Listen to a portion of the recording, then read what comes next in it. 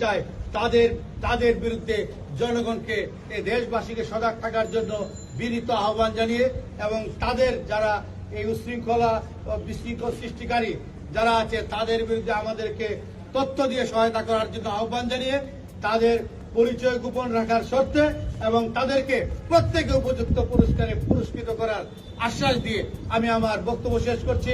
জয় বাংলা, জয় বঙ্গবন্ধু, বাংলাদেশ চিরজীবী হোক। মাননীয় আইজিপি, আমরা এখন পর্যন্ত বাংলাদেশে কতজন গত 4 দিনে মারা গেছে সেই তথ্যটা জানতে চাই। এর ভিতরে পুলিশের গুলিতে কতজন মারা গিয়েছে সেটা জানতে চাই এবং আপনার কাছে জানতে চাই যে আপনার কি যুবলীগ, ছাত্রলীগ বা অন্যান্য ছাত্র সংগঠনগুলোকে দিয়ে সাধারণ ছাত্রছাত্রীদের উপরে গুলি করার অনুমতি দিয়েছিলেন কিনা। আমরা দেখতে পেয়েছি পুলিশের সাথে দাঁড়িয়ে যুবলীগ, ছাত্রলীগ এবং এমপিরা দাঁড়িয়ে গুলি চালিয়েছে ছাত্রদের উপরে। এটা কি আপনার আইন কভার করে কিনা এবং আপনি কি দিয়েছেন কিনা?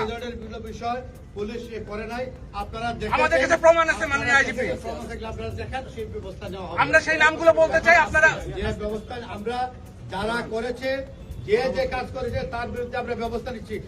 বিটিভি কে ভেঙেছে আপনারা দেখেছেন, আপনারা মেট্রো রেল কে ভেঙেছে আপনারা দেখেছেন, পুলিশের স্থাপনা কে ভেঙেছে দেখেছেন, পুলিশকে পিটিয়ে মেরে ফেলেছে কে করেছে দেখেছেন। কতজন মারা গিয়েছে মাননীয় আইজিপি? মাননীয় আইজিপি কতজন মারা গিয়েছে? যাত্রাবাড়ির মতো জায়গায় দীর্ঘ সময় ধরে আইন শৃঙ্খলা রক্ষাকারী বাহিনীর সাথে আমরা দেখলাম যে যারা ওখানে, আপনারা জানেন যে আমরা রক্তপাত এড়িয়ে শান্তিপূর্ণ উপায়ে ন্যূনতম বল প্রয়োগ করে আমরা সবসময় চেয়েছি যে দেশের মধ্যে আইন শৃঙ্খলা পরিস্থিতি ফিরিয়ে আনতে এবং সেইভাবে সেই লক্ষ্যে আমরা কাজ করেছি। এবং কেউ যদি মনে করে এটা দুর্বলতা তাহলে সে বোকার সাহায্য